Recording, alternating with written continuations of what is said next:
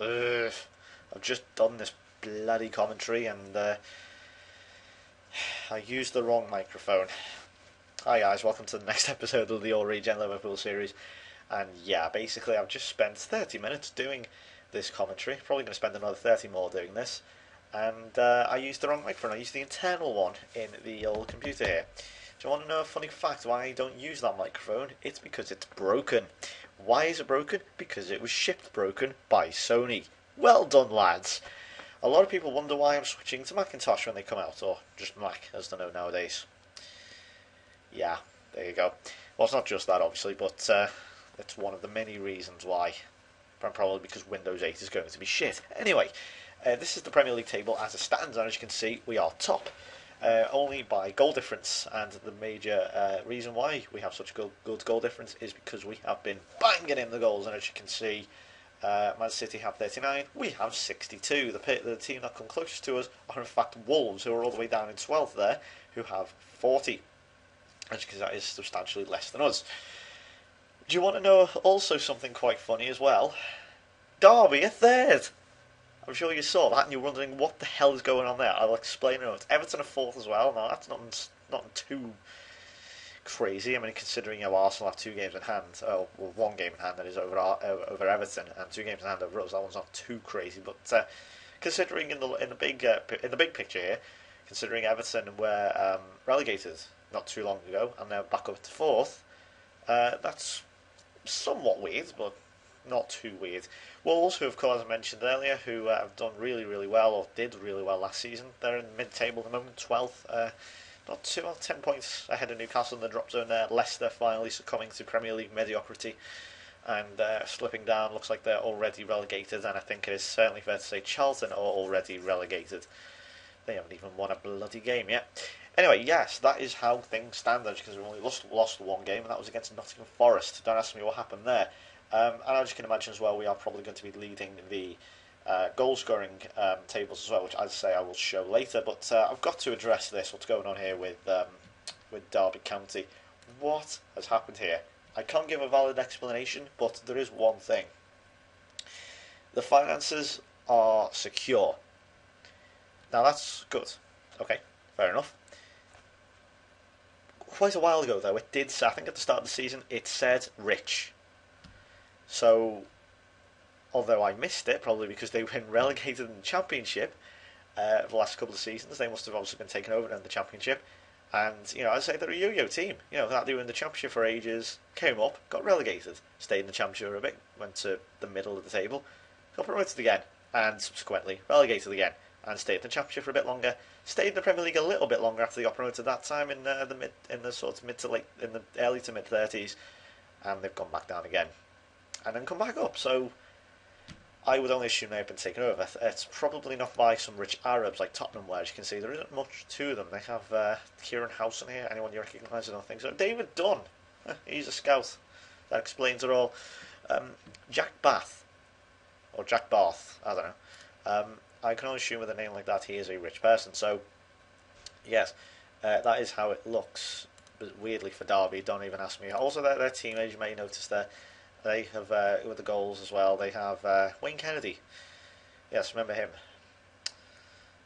He's not well, to be fair, he hasn't even scored. He's a bloody striker. Has he scored 1? Yeah, he's got 1 goal. Then again, he's only made 3 appearances. So, but their goals have come through Shane Wilkins here, who was completely missed my radar on how I signed him. He's English, so I don't know how I missed him. And Jerry Nwangpa. Arsenal fans, help me out. How do you say that? Because that's strikingly similar to Kanu's first name. And I know you don't pronounce it, but it does say wank in his name. So, Arsenal fans, help me out. Or Portsmouth fans. All 5 of you left. Yeah, I don't know. But he's the captain, and I tell you what, Derby are doing bloody well. Everton also doing quite well. Especially when you consider the fact that Jason Wilshere is their manager. As I say, they got relegated at the turn of the decade. But now they're back up there in the 4th. I don't know. It's astonishing, really. I mean, I can imagine that. I mean, that's 160 years, would it be? There'll be 160 years in the top flight, consecutively, I think, Evan. So you can't, even as a Liverpool fan, you've got to give them that. But Jason Wilshere, yeah, former striker of mine, I think he scored something like 8 goals in 4 years. He was a signing, wasn't he? Yay! He's a great signing. Not really though. He's doing quite well. I think he's a legend or anything yet. But well, surprisingly ironic actually that they've got Skilfy Sigurdsson, obviously because he played for them during this game. Should point out, so people get confused, going, he doesn't play for Everton. It's because he was signed on the game. Bearing in mind you're looking at a fictional game. I think a lot of people seem to forget that. Yeah, and bear in mind, of course, this game is stretching back now over nearly a year. Started it in October 2011. It's now September 2012. Recording this on 9/11, 11-year anniversary, and yeah, so there you go. That's why this game is completely mental. So we'll have a look at some transfers then. First player, well, I'll show you the players we got rid of first. As you can see, we have not even spent what I received. Two players who went. So we saw Wayne Kennedy. He's gone to Derby now. He wasn't ever good enough, really. But yeah, I don't know. Well, I don't know. He never really. Yeah, I'd say I like impact players. He was far from an impact player. I mean, I don't even know how many goals he scored. A couple, if that. I would assume a couple. Yeah, same can't be said, however, about Luis Suarez, who, this of course is the Spanish one. I finally let go. He's gone to Paris Saint-Germain. If you look here, even though he's doing really well for them, probably because he's in the French league, he's been on a bit of a downer the last few years, last 5 years really. Actually, no, then again, he scored 14 goals that season. Which remembered he actually had quite a decent season. He scored 5 in the Cup and 3 in Europe, so that's not too bad. Couple that with the 6 in the league, that's okay overall. But I'd say he's been on that downward slope for a while. Let him go. Schumann went on loan to our affiliate Sheffield Wednesday, and Goller. Now, he's been this for 13 years. I bought him when he was 15 years old in 2026, and now 2040. He wanted a new challenge. I wants to bring younger defenders through. I know he's at his peak now, but I like to push it with how young I can get a player to come through. That sounded dirty. No, seriously, I like to elevate a youth player to the first team as young as possible. I like to really push it, and because if the gamble pays off, and like say a 20-year-old comes in and does really well and cements a first team place, it's like, well, hang on, I could have this player here potentially for 14 years, and that's a long time. That really is a very long time. He could go through 2 teams, 2 completely different teams, but be that rock in the middle there. So, I like to gamble on it. But considering Bolton for it was like 2.5 million or something, got 13 years of service from him and sold them on for 7 million. I don't think that's too bad overall. We then have, now of course, I mentioned these previously, Zimmer and Zahirovic, 2 youngsters who are obviously strikers, could do quite well. This guy, I'm not too sure if I brought him up. I don't think I did. This is Abraham, a young player from Sevilla, or from Real Madrid, who went to Sevilla, and it looks alright. I was recommended by a scout to him. He's done okay. I mean, he's a fringe player at best, but he's a good option to have. He's decent, for 2 million. I thought, a bit of a decent option. I thought I'd done really well buying him. I think though I've hit gold at this guy for free. He's only 20. He was released by Parma. And look at his average ratings here. If you consider his non-competitive as well, 7.4, 7.3 overall when you consider the Premier League appearances he's made, or 1 in the Cup and 1 Continental, all that sort of stuff as well. Italian, got decent potential. I think he's like 3 stars. And I think Abels wants to go soon, so I think I might actually need to replace him. And again, I like to bring in the younger players. And finally here, Flavio Fontes, I think, or Fonte. He has some horrendous homesickness. Not too long after this recording. This obviously, guys, I'm ahead of you, so I know what happens. But he gets some bad homesickness, really, really bad, and I'm not too sure if it's shown on here. I can't find it. But his adaptability, I would assume, must be very, very poor because. I haven't had too many homesick players. I think it's mainly because I buy English most of the time. I try to buy English or German or something, and they don't usually have too much of a problem.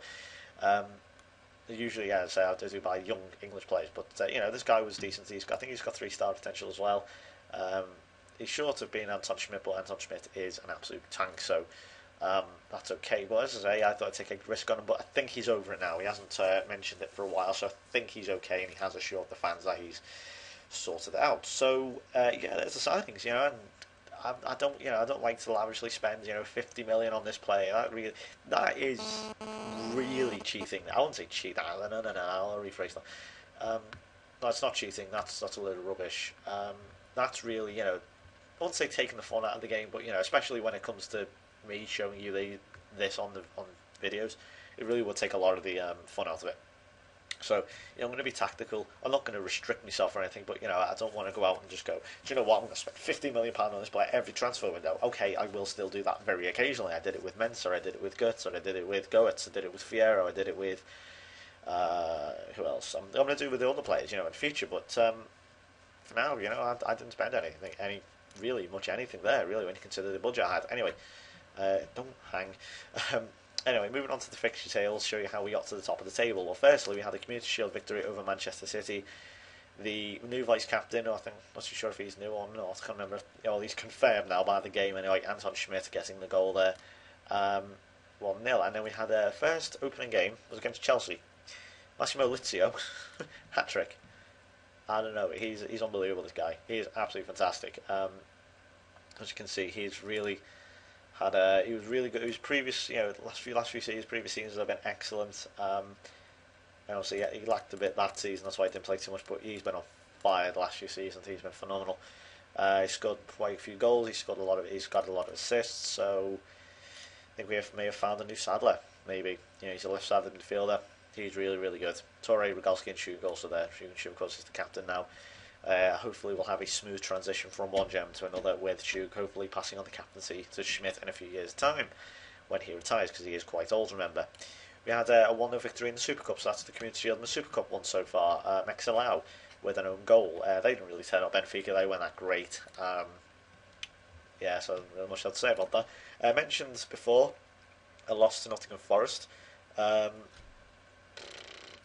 don't know, I think I may have underestimated them. I think I played quite a few younger players in this one. I think you might be able to recognise them. Mensah scored, but I don't think it helped the fact that Paul James got himself sent off. But check this out, this is so horrible. Yeah, sliding tackle, 90th minute. The amount of own goals I'm seeing lately is, there's a lot of own goals, let me put it to you that way. Champions League group here, so we beat Levski Sofia 6-0. Nicolo Maggio here, the young Italian that I brought in a while back. I wanted to sell him, but I can't. He's just proved me wrong time and time again, and he is doing really, really well. Let me just show you how many other goals he's got here. 7 goals in 6 appearances, I think that is. It's not bad. 6 in the Europe, you'll see more in the minute. Obviously 3 of them came here against Levski, Trombetta, Abraham, I think got his first goal there as well, and the Baba with the opening goal there. Then a 1-1 draw, Schmidt obviously scoring in Germany there against Werder Bremen, not too bad with the take on that really, I think. And then another disappointing 0-0 against Shakhtar. Probably could have won that, but again, I weren't too bothered at that point. We were still leading the group, and we had the home games left. A trip to Sofia, which wasn't difficult, let's be honest. Mendiola scored 4 against Shakhtar. He was on a roll at that point. Rogalski got the other 2. Maggio also scored again against Levski Sofia. He must love them. He really must love them. I say, he got 3 against them there, and scored another one there against them. Victor got the other 2. And then finally we wrapped it all up there with a 2-1 victory. Maggio scoring again against Werder Bremen. Tommy Abels there with the winner. 4-0 then against West Ham at Upton Park. West Ham not that great. Actually, they've slipped down the table. Actually, where are they? I think they're in the Championship. It might be League One. Yeah, Championship, yeah. Don't have a manager. Don't know what's happened to Big Sam. Houghton got 2. Ferret there, the youngster, scoring a penalty there. Fair play for him. Good, impressed with that. 3-0 against Tottenham. They slipped down a bit.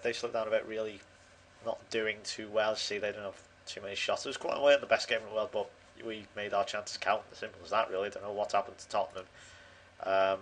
Let's see. Look at that, Marcus Davis, the ever dangerous Marcus Davis. They're not doing particularly well. I love how they've got Sandro still as well. Is he? It doesn't even look like the real one. Never mind. It's Baldy and everything. Lots of Baldy players all of a sudden. I think whatever disease John Joe Shelby has seems to be spreading in the future. Anyway, 5-0 against Leicester here. Torre obviously scoring against his former club. I think that was always going to happen. He always scores against Leicester, actually.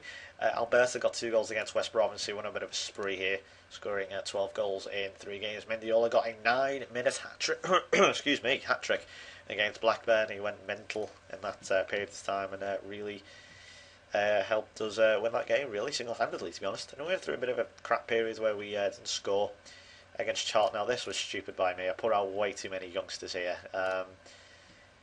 Look at you probably don't even recognise half of these. You've got Kone and Trombetta now, who are really starting to establish themselves as first teamers, really now getting to that level. Robbie Taylor, who's a youngster, Abraham who played there, Artman, who's a young German who I brought in, Christian Maloney. Yes, it is Maloney, not Malone. He doesn't have a Y. He's half these. He's got 2.5-star potential. I thought I'd give him a go. We've also got here Zahirovic and Curtis Cass, who's not the impact player I want him to be, and we actually end up giving Charlton their first point to the season, which was a bit of a pain in the arse. 1-1 against Tottenham. We went out, unfortunately, in the League Cup. I actually holidayed this one because it was the League Cup.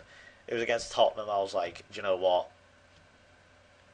I don't know. It's just one of those, like, not because I didn't. I was doing that old cocky manager syndrome where it was like, do you know what? It's the League Cup, whatever. And that attitude backfired on me, so I regret that one. So I'll figure that one out in the future. Never mind. Ignore my horrible cockiness. 2-0 against Wigan here. Victor and Kone, who, as I say, Kone is really starting to go well now. Oh, ironic that a Kone scores against Wigan there. 5-0 against Newcastle.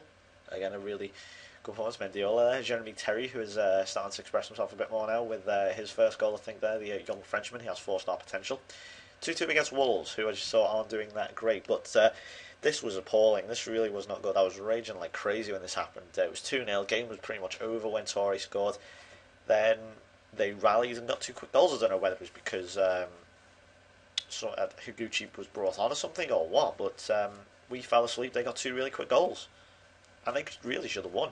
Yeah, god awful. I mean, really not good. Merseyside derby win there 3-0 versus Everton. Houghton with 2, obviously, against his boyhood club. He's a Bootle lad, of course, a bit like Jamie Carragher. For those who didn't know, he is from Hull, which is quite ironic, really. I've brought him home. 4-2 against United. This was a really good game, this. It was 2-1. It was like 3-1. Thought they were going to get back into it. And it was, 2-1, was it? No, it was 3-1. Ramirez cut another goal back. I thought that was game over then. It was 4-1. I thought game over. Kidane scored another goal, and it just kept sneaking back there, Man United. I thought, we're going to lose this here. But no, we didn't, and thankfully we did quite well. 3-0 against Arsenal here. They didn't turn up. Lizio, Torre and Vasov with the goal. That was quite rare for the left back to score. And then we played in the Club World Championship. Now, if I scrolled down too far there, so you may have seen the result. But I sent off an experienced team. Good, really good team. Houghton with 2, Maggio and Rogalski with with the goals. And again, Maggio, I just can't fault the guy. He's doing really well. And we made light work of Sao Paulo, who were not that great. It took us a while there to break them down. Victor scoring the opening goal in the 79th minute, and Anton Schmidt wrapping it up in the 93rd minute. Not the easiest game ever, but once the hardest. Normal win against Brighton there, as you'd expect. Then I hate Huddersfield so much. They piss me off. Stephen Leginick there scoring an 87th minute goal. Keep an eye on his name in the future, by the way. Cass, again, he's another. He does score. I want to keep dropping him. I want to sell him, but you know what? He keeps scoring. I can't complain. Torre and Mendiola there with 2 goals, and bloody plays. Then obviously that was on Boxing Day, and then a 1-1 draw at Cavani Park with Chelsea. Would have taken that probably. They're quite. I mean, if you look at the table, I mean, yeah, they're 6th, but they are tricky to break down at home, so I'll left them off with that. 6-1 then versus Newcastle. Trombetta with a hat-trick, believe it or not. We've also got this guy, this is Josh Sugar, I think his height, or Sugar. I'm just going to say Sugar, just like Alan Sugar. He's decent. 2.5-star potential again. He's a right winger, can also play in the middle. He got his goal. Ferret also scoring.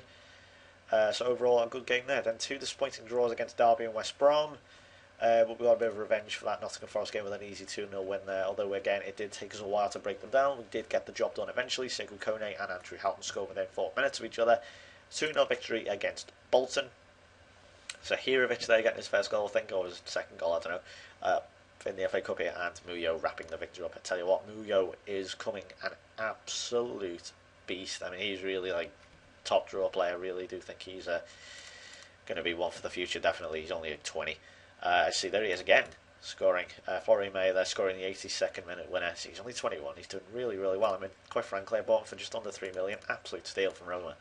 So yeah, he's doing really well. I thought Tottenham, well, apart from that Brewster Burn goal, they really didn't turn up. And I don't know, I knew we could beat them this time because they were slacking at the time in the League Cup. I thought, well, maybe they're a bit tricky. You know, they were doing okay in the league. Admittedly, they've gone down a bit since then. But they were doing okay in the league, but that's why I holidayed them. But we got a bit of revenge there, and that completes it. So you're bang up to date.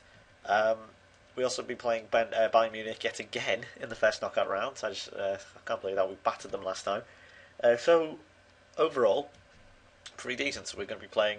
So we won the Club World Championship. We're in the first knockout round of hopefully retaining the Champions League.